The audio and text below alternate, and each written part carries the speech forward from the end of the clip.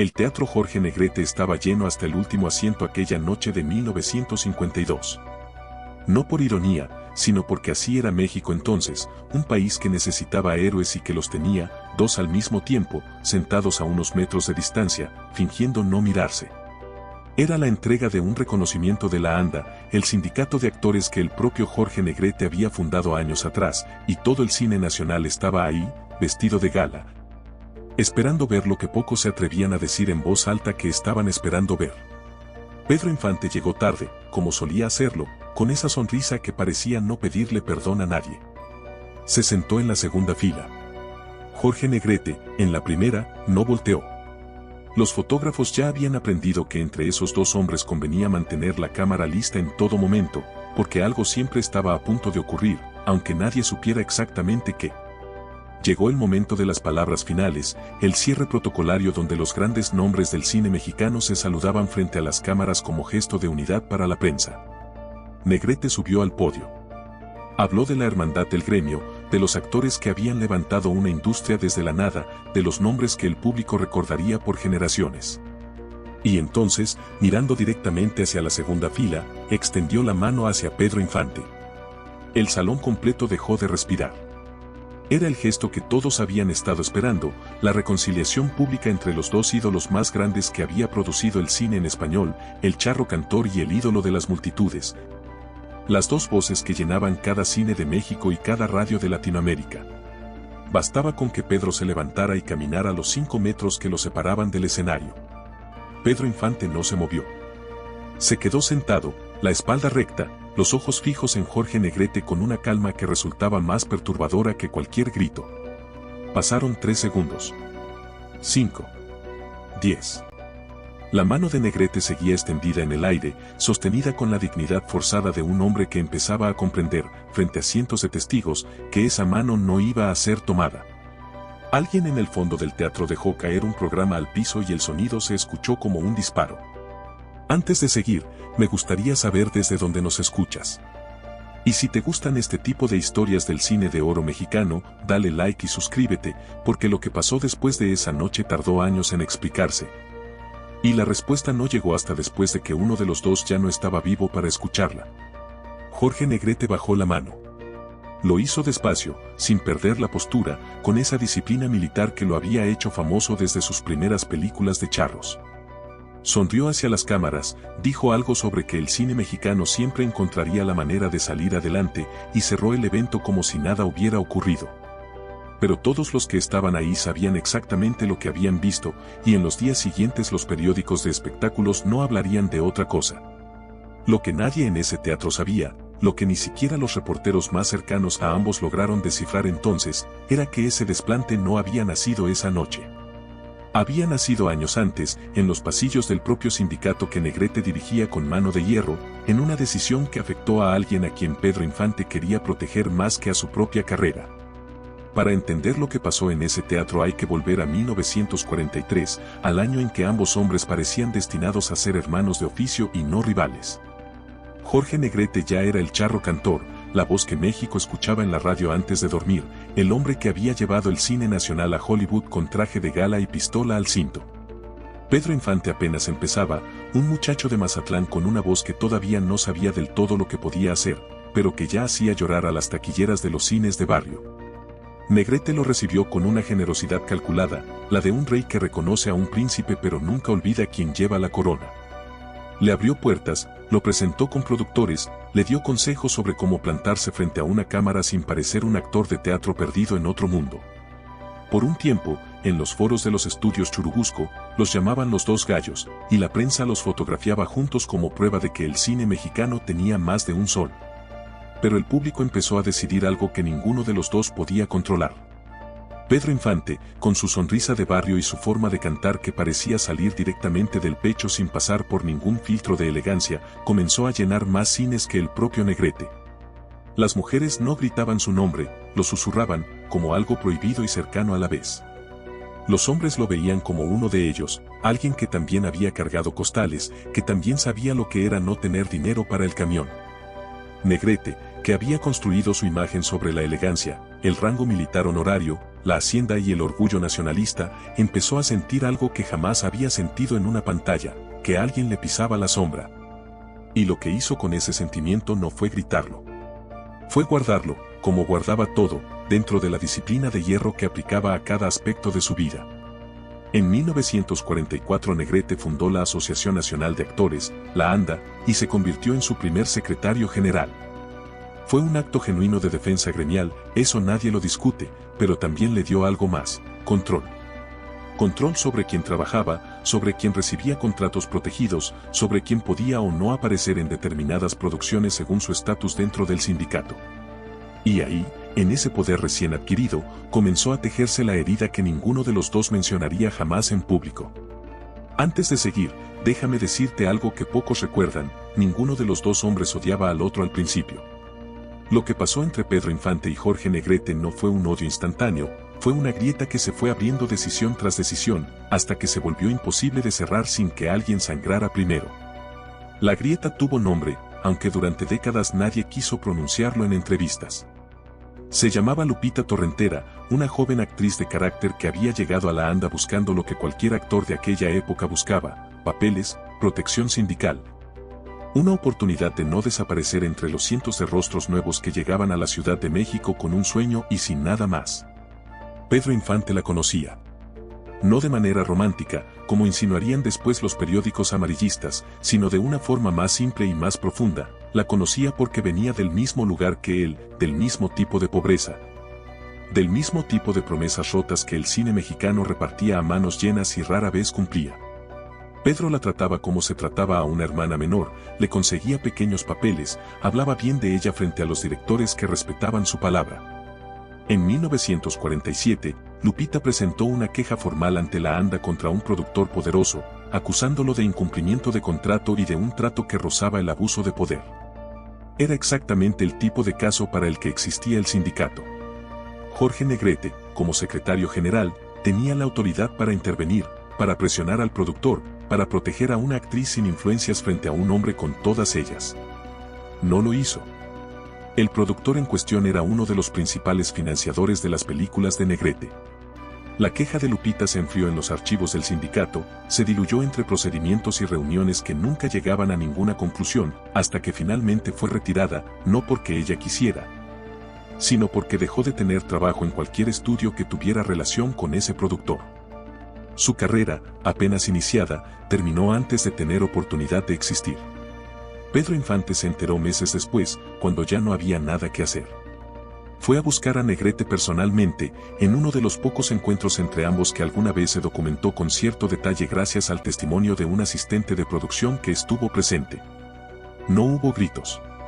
Pedro nunca gritaba cuando algo le dolía de verdad, solo se quedaba más callado de lo normal, con esa quietud que sus compañeros de rodaje aprendieron a temer más que cualquier explosión de carácter. Le preguntó a Negrete por qué no había intervenido. Negrete, según ese mismo testimonio, respondió que el sindicato tenía que pensar en el bien de la industria completa, no en casos individuales, que las cosas eran más complicadas de lo que Pedro entendía desde afuera. Pedro Infante salió de esa oficina y nunca volvió a hablar con Jorge Negrete de la misma manera. La sonrisa pública seguiría existiendo, las fotografías de cortesía seguirían apareciendo en las revistas, pero algo se había cerrado entre los dos, una puerta que ninguno volvería a abrir voluntariamente. Lo que tampoco sabía Pedro entonces, lo que solo se descubriría años después, era que Jorge Negrete jamás había olvidado esa conversación, y que la cargó de una forma que nadie, ni siquiera sus colaboradores más cercanos, llegó a sospechar del todo. Los años siguientes construyeron, en público, la imagen de dos titanes que coexistían con elegancia. Compartieron carteleras, recibieron premios en las mismas ceremonias, e incluso llegaron a filmar juntos en 1952 la película que la prensa anunció como el evento del año. Dos ídolos en una sola cinta, prometiendo llenar cada cine del país. Lo que el público nunca vio fueron los rodajes. Quienes trabajaron en esa producción hablarían años después, ya con ambos hombres muertos, de jornadas tensas donde Pedro Infante llegaba puntual y Negrete llegaba todavía más temprano. Como si necesitara demostrar algo que nadie le había pedido demostrar. De escenas que se repetían más veces de las necesarias porque ninguno de los dos quería ser el primero en aceptar la dirección del otro como mejor. de silencios entre toma y toma que el director describiría después como el silencio de dos hombres que se respetaban profesionalmente y se evitaban personalmente con la misma intensidad. Pedro nunca habló mal de Negrete en una entrevista. Eso hay que decirlo con claridad, porque no era un hombre de rencores ruidosos. Cuando los periodistas le preguntaban directamente sobre su relación con el charro cantor, Pedro respondía con frases cortas y diplomáticas, alabando su talento, su disciplina, su contribución al cine nacional. Pero quienes lo conocían bien notaban la diferencia. Cuando hablaba de otros colegas, su voz se llenaba de un calor genuino. Cuando hablaba de Negrete, esa misma voz se volvía cuidadosamente neutra, como un hombre caminando sobre una superficie que sabe que puede quebrarse. Negrete, por su parte, también guardó silencio público sobre el asunto de Lupita Torrentera. Nunca lo mencionó, nunca se disculpó abiertamente, y durante mucho tiempo pareció haber enterrado el tema bajo el peso de su propio éxito, que en esos años alcanzaba nuevas alturas con giras internacionales y un matrimonio mediático con la actriz María Félix que mantenía su nombre en cada portada. Pero en 1953 algo empezó a cambiar en Jorge Negrete, algo que él mismo apenas comprendía. Su salud, que durante años había sido motivo de orgullo casi tanto como su voz, comenzó a fallar de manera silenciosa. Cirrosis hepática, diagnosticada en una etapa ya avanzada, una sentencia que Negrete decidió ocultar de casi todos, incluyendo a la mayoría de sus compañeros de profesión. Solo un puñado de personas sabían que el hombre que seguía cantando con la misma fuerza de siempre frente a las cámaras estaba, en privado, librando una batalla que ya sabía que iba a perder. Y fue en esos meses finales, en la quietud de un hombre que empieza a medir el tiempo que le queda, cuando Jorge Negrete tomó una pluma y comenzó a escribir algo que nunca terminó de enviar. Nadie supo de la existencia de esa carta durante años. Lo que sí se supo, casi de inmediato, fue lo que ocurrió en el Teatro Jorge Negrete aquella noche de 1952, el desplante que abrió esta historia. Porque ese gesto público de Pedro Infante negándole la mano frente a cientos de testigos no fue un accidente ni un arrebato. Fue, según contaría después uno de los amigos más cercanos de Pedro, la primera vez que él decidió que el silencio diplomático ya no era suficiente. Lo que detonó esa decisión, lo que finalmente rompió la paciencia de Pedro después de años de cortesía forzada, fue un rumor que llegó a sus oídos pocas semanas antes del evento, que Negrete había bloqueado, una vez más. A través de su influencia en la ANDA, un proyecto en el que Pedro quería incluir a varios actores jóvenes sin contactos, entre ellos a un sobrino de Lupita Torrentera que apenas comenzaba en el oficio. El patrón se repetía, los mismos mecanismos de poder, la misma indiferencia hacia quienes no tenían forma de defenderse. Pedro decidió que ya no iba a fingir. La prensa de espectáculos, ávida como siempre de un escándalo entre estrellas, convirtió el desplante en la noticia de la semana. Hubo columnas especulando sobre celos profesionales, sobre una supuesta rivalidad por una mujer, sobre diferencias políticas entre el nacionalismo conservador de Negrete y la imagen más popular y cercana al pueblo que cultivaba Pedro. Nadie acertó la verdadera razón, porque nadie sabía del caso de Lupita, y los dos hombres involucrados se llevarían ese secreto consigo durante el resto de sus vidas, que para entonces ya no eran muchas. Jorge Negrete murió el 5 de diciembre de 1953, en un hospital de Los Ángeles, rodeado de un silencio que contrastaba dolorosamente con el ruido que había llenado cada escenario de su carrera. Tenía 42 años. La noticia recorrió México como un terremoto. Las calles de la capital se llenaron de gente llorando a un hombre al que muchos consideraban la voz misma de la patria. Pedro Infante asistió al funeral. Llegó en silencio, vestido de luto, y se mantuvo apartado del tumulto de cámaras y admiradores que rodeaban el ataúd. No dio declaraciones. No sonrió para ninguna fotografía. Quienes lo observaron de cerca dijeron que tenía la misma expresión inmóvil que había tenido aquella noche en el teatro, años antes, cuando dejó la mano de Negrete extendida en el aire. Nadie sabía entonces que, guardada entre los efectos personales de Jorge Negrete, había 4 páginas escritas a mano que el charro cantor nunca llegó a enviar. Y que tardarían años en encontrar el camino hacia la única persona para quien realmente estaban destinadas. La carta permaneció guardada durante casi 4 años, primero entre las pertenencias que la familia de Negrete clasificó después de su muerte. Después en un baúl de documentos personales que nadie se atrevió a revisar completamente, porque abrir las cosas de un hombre tan querido y tan reciente en la memoria del país se sentía, para quienes lo amaban, como reabrir una herida que apenas empezaba a cerrar. Quien finalmente encontró la carta fue Elisa Christie, una de las hermanas de Negrete, mientras ordenaba papeles en 1956 para donar parte del archivo del actor a una institución cultural. Estaba escrita con la misma letra firme y disciplinada con la que Negrete firmaba sus contratos, pero el contenido no tenía nada de la firmeza pública que el actor proyectaba en cada fotografía. No era una disculpa formal. Era algo más complicado y más humano, un hombre intentando explicarse a sí mismo por qué había actuado como había actuado, reconociendo, en un lenguaje que oscilaba entre la defensa y el arrepentimiento, que el poder dentro de la ANDA se le había subido a la cabeza de una manera que nunca había anticipado cuando fundó el sindicato con las mejores intenciones. Hablaba de Lupita Torrentera por su nombre. Hablaba de la conversación con Pedro en su oficina, de cómo en ese momento se había sentido atacado en lugar de cuestionado. Y de cómo esa reacción defensiva lo había llevado a cerrar una puerta que después ya no supo cómo volver a abrir. La carta terminaba de manera abrupta, a mitad de una frase, como si Negrete hubiera sido interrumpido o simplemente hubiera decidido que no podía seguir escribiendo en ese momento. Nunca la retomó. Nunca la firmó. Nunca la dirigió formalmente a nadie, aunque cada palabra dejaba claro para quién había sido escrita.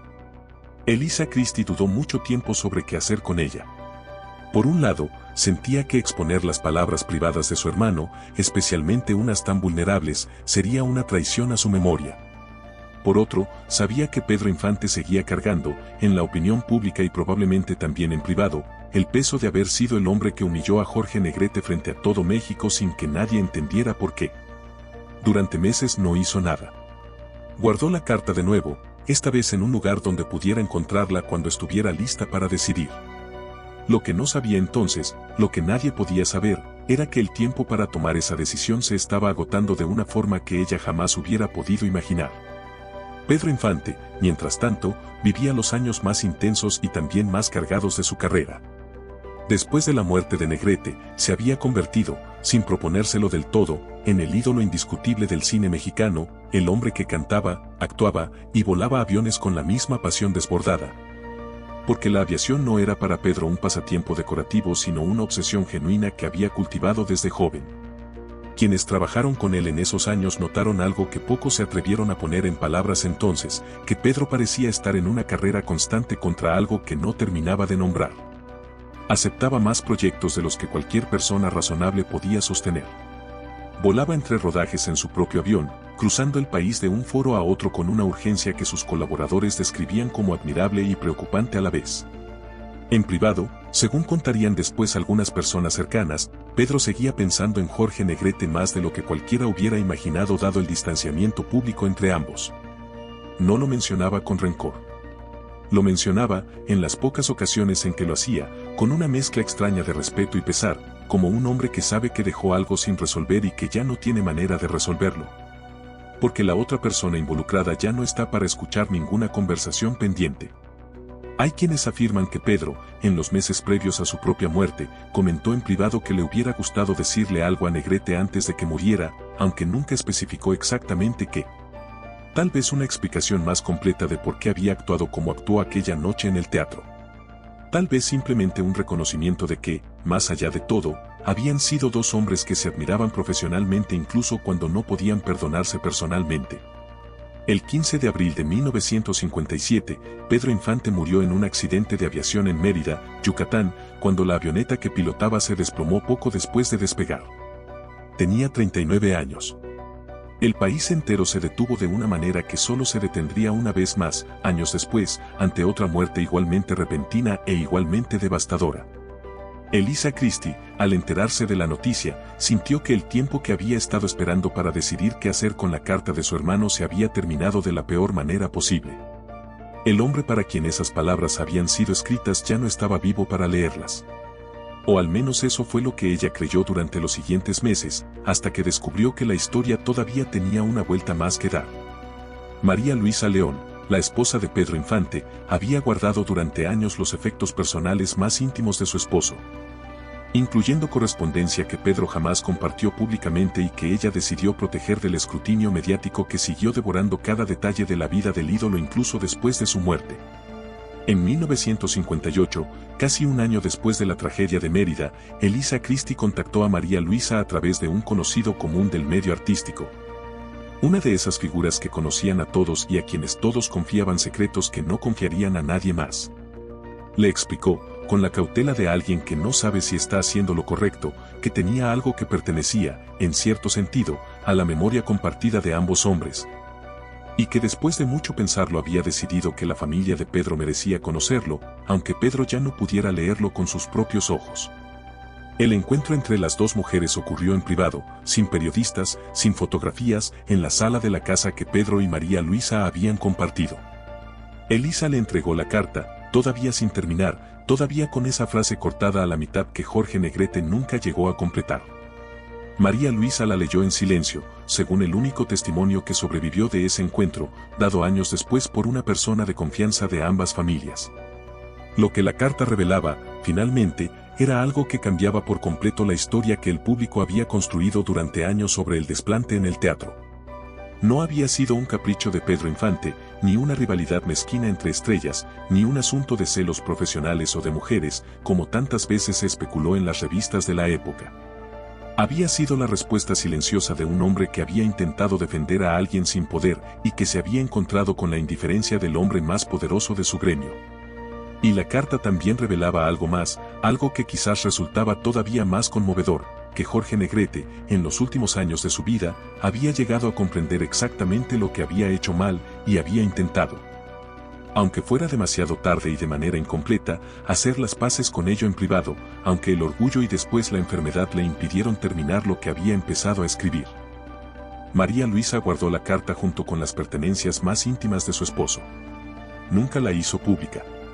Nunca buscó limpiar el nombre de Pedro frente a la prensa explicando lo ocurrido, quizás porque entendía que algunas verdades no necesitan un escenario para ser verdad, solo necesitan existir en el lugar correcto, sostenidas por las personas correctas. Durante décadas, la historia completa permaneció fuera del conocimiento público, reducida en la memoria colectiva a un titular sin explicación. Pedro Infante le negó la mano a Jorge Negrete y nadie supo nunca por qué. Los biógrafos de ambos actores mencionaban el incidente como una curiosidad sin resolver. Una de esas anécdotas del cine de oro que se repetían en programas de televisión y artículos nostálgicos sin que nadie pudiera ofrecer una explicación definitiva. No fue sino hasta que ambas familias, ya en generaciones posteriores, comenzaron a colaborar en proyectos de preservación del legado de los dos actores, que fragmentos de esta historia empezaron a salir a la luz. Primero en conversaciones privadas entre historiadores del cine mexicano, después en algunos documentos que terminaron formando parte de archivos institucionales dedicados a la memoria de la época dorada. Lo que esos archivos no pueden capturar, lo que ningún documento puede explicar del todo, es lo que ese gesto realmente significó entre dos hombres que el destino había colocado en la cima de un mismo oficio. Condenados a compartir escenario, cartelera y admiración pública, sin que ninguno de los dos supiera cómo compartir también la vulnerabilidad que ambos cargaban en privado. Jorge Negrete construyó su vida sobre la idea de que el poder y la disciplina eran formas de cuidar lo que había levantado, el sindicato, el cine nacional, su propia imagen pública, y en ese proceso terminó lastimando, sin proponérselo del todo, a alguien que no podía defenderse y a un colega que sí podía, pero que eligió el silencio digno en lugar de la confrontación ruidosa, hasta que el silencio se volvió insostenible. Pedro Infante construyó su vida sobre la idea de que la fama no debía cambiar de donde venía, que el éxito no le daba derecho a olvidar a quienes se quedaban atrás. Y cuando vio que ese principio era traicionado por el hombre más poderoso de su gremio, respondió de la única forma que consideró honesta, negándose a fingir un gesto de unidad que ya no sentía como verdadero. Ninguno de los dos vivió lo suficiente para reconciliarse en vida. Pero la carta, esas 4 páginas inacabadas escritas por un hombre que sabía que se estaba muriendo, terminaron viajando durante años por las manos correctas hasta llegar al único lugar donde de verdad pertenecían. La memoria de la familia que Pedro Infante dejó atrás, la prueba silenciosa de que incluso los hombres más orgullosos de la historia del cine mexicano fueron, antes que ídolos, simplemente hombres tratando de cargar con lo que habían hecho. Hoy, cuando se proyectan las películas de Jorge Negrete y Pedro Infante en retrospectivas y homenajes, el público sigue viendo lo mismo que vio entonces, 2 voces inmensas. 2 formas distintas de encarnar lo que México quería ver de sí mismo en la pantalla, el charro elegante y disciplinado, el ídolo cercano y entrañable del pueblo. Lo que pocos saben, mientras ven esas imágenes en blanco y negro, es que detrás de cada sonrisa perfectamente iluminada por los reflectores de Churubusco había una historia de orgullo. error y arrepentimiento que ninguno de los dos resolvió a tiempo. La mano que Pedro Infante dejó sin estrechar aquella noche de 1952 sigue siendo, para quienes conocen la historia completa, uno de los gestos más cargados de significado en la historia del cine mexicano. No porque fuera cruel, sino porque era honesto en un mundo construido enteramente sobre sonrisas de utilería y reconciliaciones fabricadas para las cámaras. Pedro eligió no fingir, y ese precio, el de ser visto durante años como un hombre rencoroso sin explicación, lo cargó en silencio hasta su propia muerte, sin saber que el hombre al que había desairado ya estaba, en privado, escribiendo su propio reconocimiento de culpa. Jorge Negrete, por su parte, murió sin terminar la frase que probablemente más necesitaba terminar en toda su vida, dejando ese vacío como recordatorio de algo que todos, en algún momento, hemos sentido. Que el tiempo nunca avisa cuando se va a acabar, y que las disculpas que posponemos asumiendo que habrá un momento mejor a veces simplemente nunca encuentran ese momento. Lo que finalmente queda de esta historia no es un veredicto sobre quien tenía razón en aquel teatro hace más de 70 años. Es algo más simple y, quizás por eso, más doloroso de aceptar, que dos de los hombres más admirados de su época, capaces de mover a multitudes enteras con una sola canción, no encontraron la manera de resolver entre ellos lo que cualquier persona común resuelve todos los días con una conversación honesta y un poco de humildad. Si esta historia te conmovió, suscríbete al canal y compártela con alguien que necesite recordar que el orgullo, aunque se sienta como fortaleza en el momento, casi siempre termina costando más de lo que protege. Y cuéntanos en los comentarios, ¿alguna vez has cargado un silencio con alguien que ya no está para escucharlo? Leemos cada uno de los comentarios.